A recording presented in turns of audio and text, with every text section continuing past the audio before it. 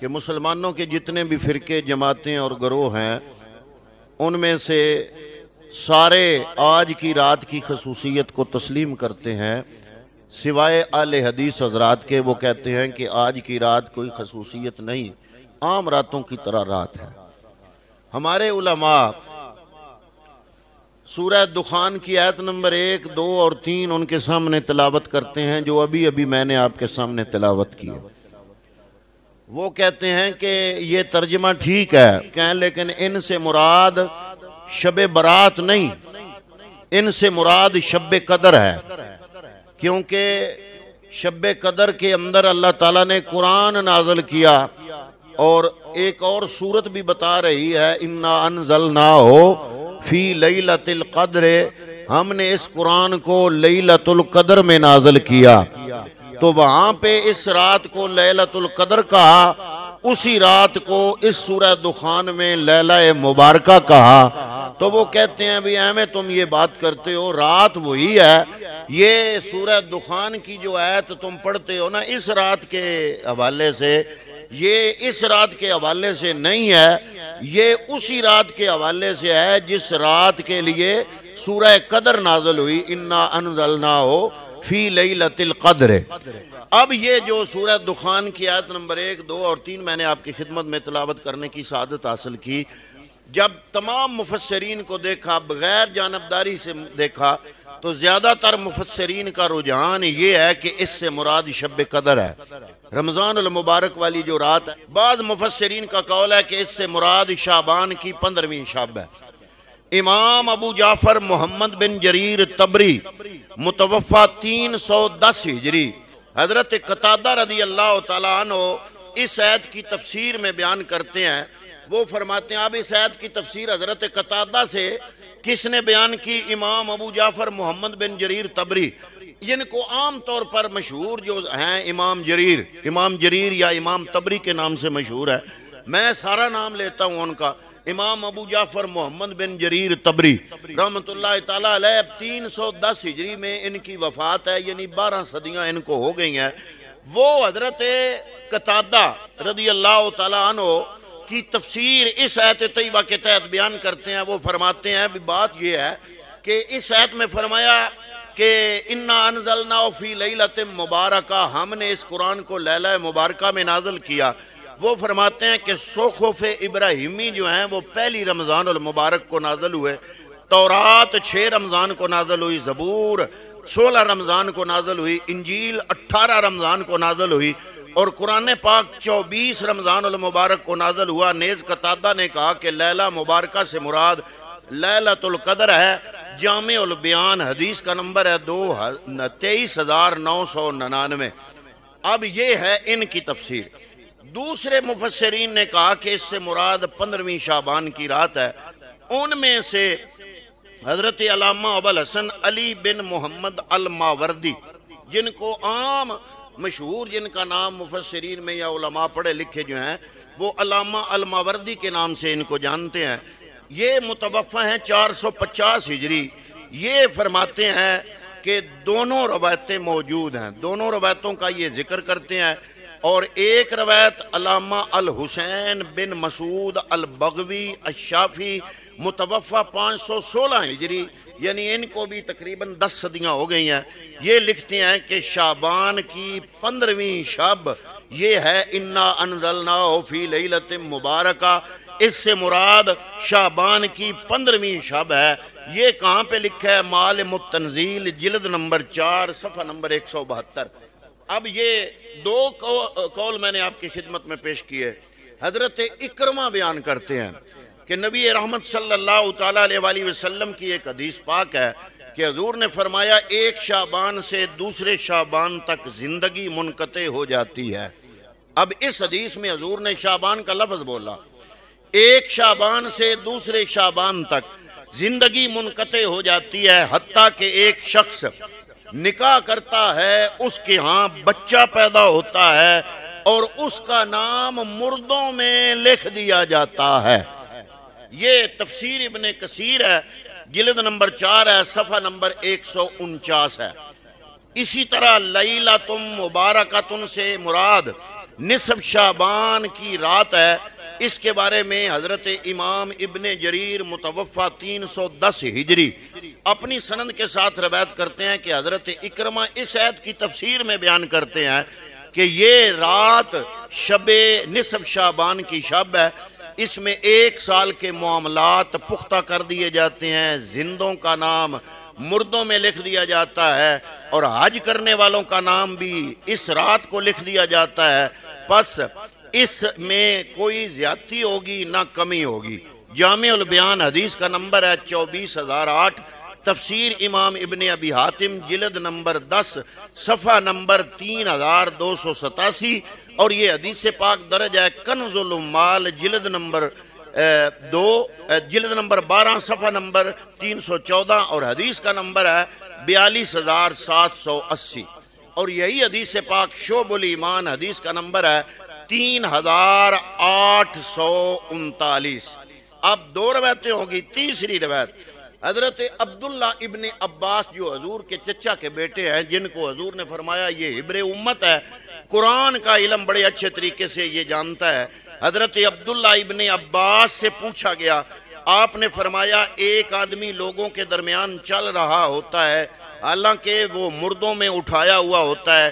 پھر حضرت عبداللہ ابن عباس نے قرآن کی اس آیت کو تلاوت کیا، اِنَّا أَنزَلْنَاهُ فِي لَيْلَةٍ مُبَارَكَةٍ، کہ اللہ کا قرآن سورہ دخان کی آیت نمبر یہ 2 اور 3 میں فرما رہا ہے کہ ہم نے اس قرآن کو اسی لیلہ مبارکہ میں نازل کیا۔ پھر حضرت عبداللہ ابن عباس نے فرمایا اس رات میں 1 سال سے دوسرے سال تک دنیا کے معاملات کی تقسیم کی جاتی ہے۔ جامع البیان حدیث کا نمبر ہے 24010، اور شعب الایمان میں حدیث کا نمبر ہے 3388۔ حضرت عبداللہ ابن عباس نے فرمایا بے شک اللہ تعالیٰ نصف شعبان کی رات کو معاملات کے فیصلے فرماتا ہے، اور لیلۃ القدر میں ان فیصلوں کو ان کے اصحاب کے سپرد کر دیتا ہے۔ اب میں نے یہ دونوں دھڑے آپ کی خدمت میں پیش کیے۔ اب آتے ہیں امام فخر الدین رازی رحمۃ اللہ تعالیٰ علیہ، جن کو اہل حدیث حضرات بھی امام المفسرین مانتے ہیں۔ انہوں نے اپنی تفسیر کبیر میں یہ دونوں چیزیں بیان کی۔ دونوں چیزیں بیان کرنے کے بعد وہ کہتے ہیں کہ اس طرف بھی حدیثیں ہیں کہ اس سے مراد شب قدر ہے، اور اس طرف بھی یہ اقوال ملتے ہیں کہ اس سے مراد شب برات ہے۔ یہ بات کر کے آگے انہوں نے جملہ ارشاد فرمایا، انہوں نے فرمایا میری تحقیق کے مطابق اس کے بعد اگر پیغمبر اکرم صلی اللہ علیہ وآلہ وسلم کی کوئی حدیث شب برات کے حوالے سے احادیث کے نسخے میں موجود ہے تو پھر میرے نزدیک بھی اس لیلہ مبارکہ سے مراد شب برات ہے۔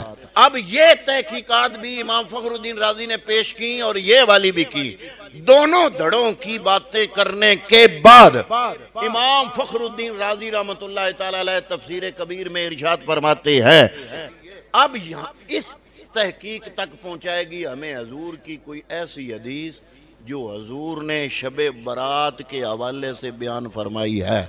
اگر کوئی بیان فرمائی ہے تو اس سے مراد شب برات ہے، اگر کوئی حضور کی حدیث نہیں ہے تو پھر یہ پہلے والا دھڑا جو ہے ان کا موقف درست ہے اور وہ ٹھیک ہے کہ اس سے مراد شب قدر ہے جو رمضان المبارک کی رات ہے۔ تو حضور نبی کریم صلی اللہ علیہ وآلہ وسلم کی ایک روایت مشکات المصابیح میں موجود ہے اور ابن ماجہ کے اندر بھی موجود ہے۔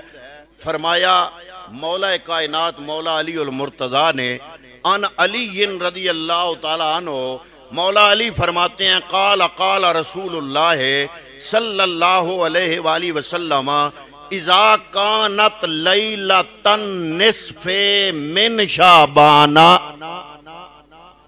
جب شعبان کی 15ویں رات آئے فقوموا لیلہا وصوموا نہارہا، تو اس کی رات کو عبادت کیا کرو اور اس کے دن کو روزہ رکھا کرو۔ امام فخر الدین رازی کی تحقیق وہاں تک پہنچی، وہ کہتے ہیں اگر حدیث مل جائے تو پھر میری تحقیق یہی ہے کہ یہ شب برات ہے۔ تو ایک حدیث، دوسری حدیث حضرت ام المومنین سیدہ عائشہ صدیقہ رضی اللہ تعالی عنہ، آپ نے فرمایا میں نے ایک رات رسول اللہ صلی اللہ علیہ وسلم کو نہ پایا، میں آپ کی تلاش میں نکلی، آپ بقیع قبرستان میں تھے، آپ کا سر آسمان کی جانب اٹھا تھا اور آپ اللہ کی بارگاہ میں دعا فرما رہے تھے۔ آپ نے فرمایا اے عائشہ، کیا تو اس بات کا خوف کرتی ہے کہ اللہ اور اس کا رسول تجھ پر ظلم کرے گا؟ میں نے عرض کی یہ بات نہیں، بلکہ مجھے یہ خیال ہوا کہ آپ دوسری ازواج میں سے کسی کے پاس تو تشریف نہیں لے گئے۔ آپ نے فرمایا اللہ تعالیٰ نصف شعبان کی رات، شعبان کی 15ویں رات کو آسمان دنیا کی جانب نزول فرماتا ہے اور بنی کلب کی بکریوں کے بالوں سے زیادہ لوگوں کے گناہوں کی بخشش فرما دیتا ہے۔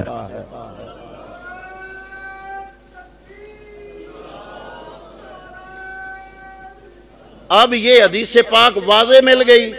پیغمبر اکرم نے حضرت عائشہ صدیقہ کو فرمایا کہ یہ نصف شعبان نام لیا، نصف شعبان کی رات ہے، اللہ تعالیٰ اپنی شان کے مطابق آسمان دنیا پر نزول فرماتا ہے، اور قبیلہ بنی کلب بڑا مشہور تھا عرب میں، اس کی بکریاں بڑی تھیں، ہزاروں لاکھوں کی تعداد میں تھیں، اور فرمایا ان بکریوں کے جسم پر جتنے بال ہیں ان بالوں کی تعداد کے برابر جو گناہگار ہیں، ان گناہگار لوگوں کی رب کائنات اس رات کو بخشش فرما دیتا ہے۔ یہ حدیث پاک ترمذی شریف نمبر ہے 739، ابن ماجہ شریف نمبر ہے 1399، مسند احمد شریف نمبر ہے 12764، مشکات شریف نمبر ہے 1299۔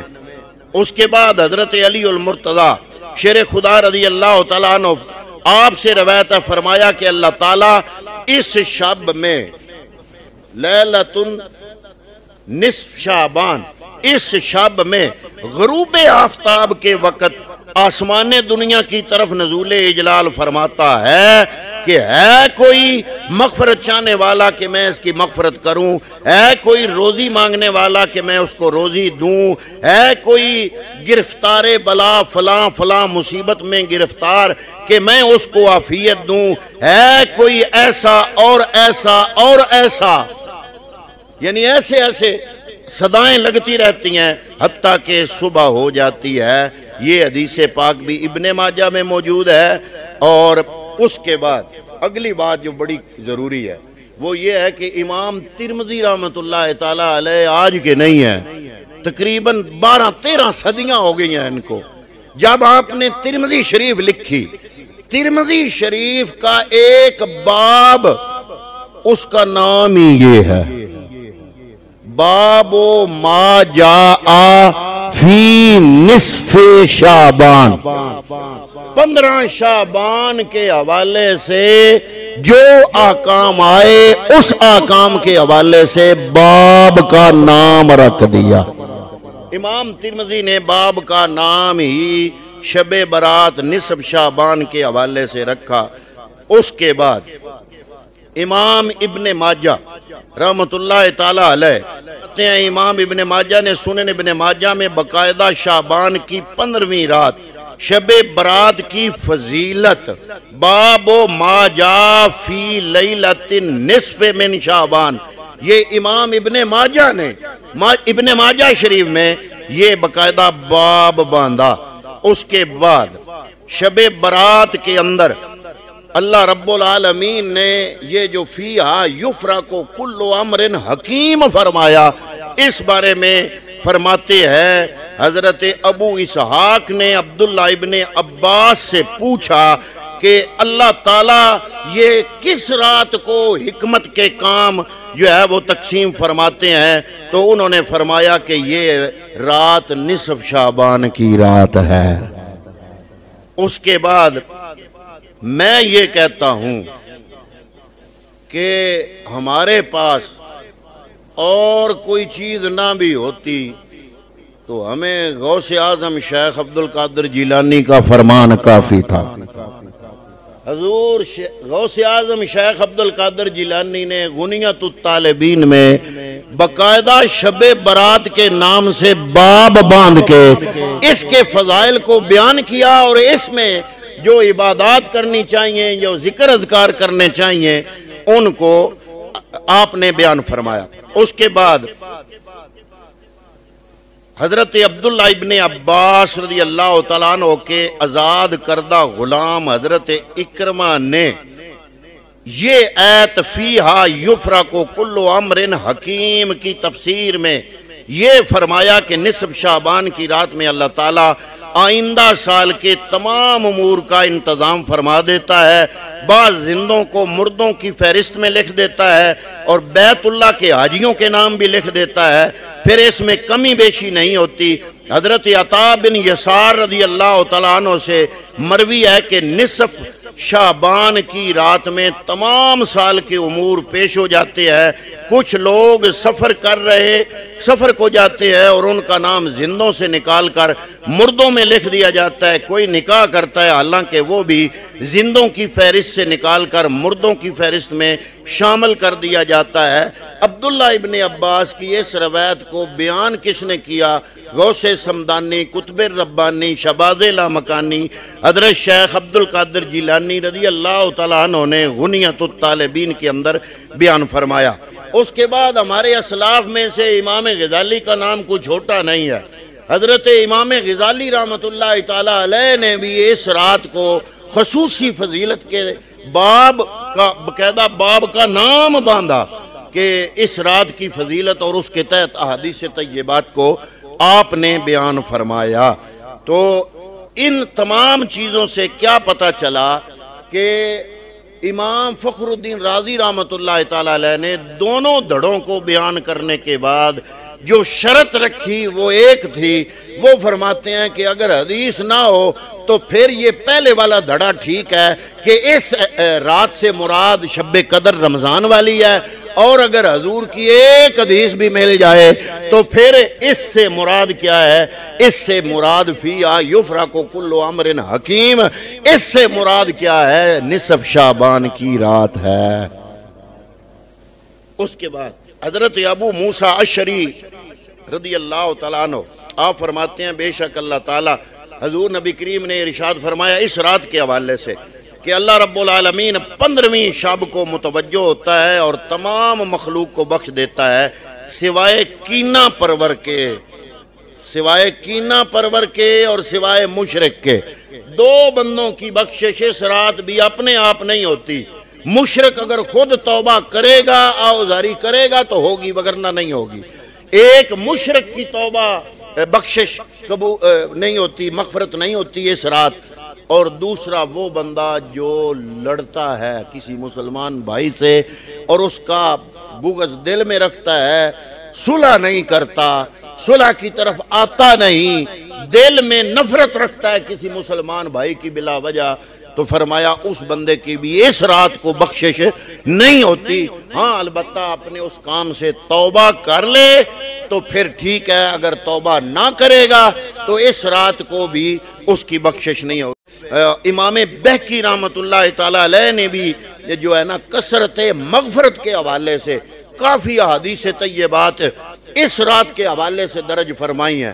وہ فرماتے ہیں کہ اللہ رب العالمین اس رات کو باقاعدہ آسمان دنیا پر نزول اجلال فرما کے کہتا ہے کہ ہے کوئی بخشش مانگنے والا، ہے کوئی مجھ سے رزق مانگنے والا، ہے کوئی فلاں فلاں حاجت مانگنے والا۔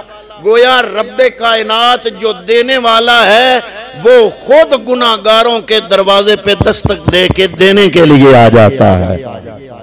تو اگر اللہ کی رحمت دروازہ کھٹکھٹا رہی ہو اور ہم کہیں کہ یہ رات عام رات کی طرح ہے، جی کوئی اہمیت نہیں ہے اس کی، تو ہمارے پھر مقدر سوئے ہوئے ہیں نا۔ تو اگر جن کے مقدر جاگتے ہیں تو پھر اس رات کچھ نہ کچھ وہ جاگ کے اللہ رب العالمین کی بارگاہ میں التجا کر کے کچھ نہ کچھ مانگ لیتے ہیں۔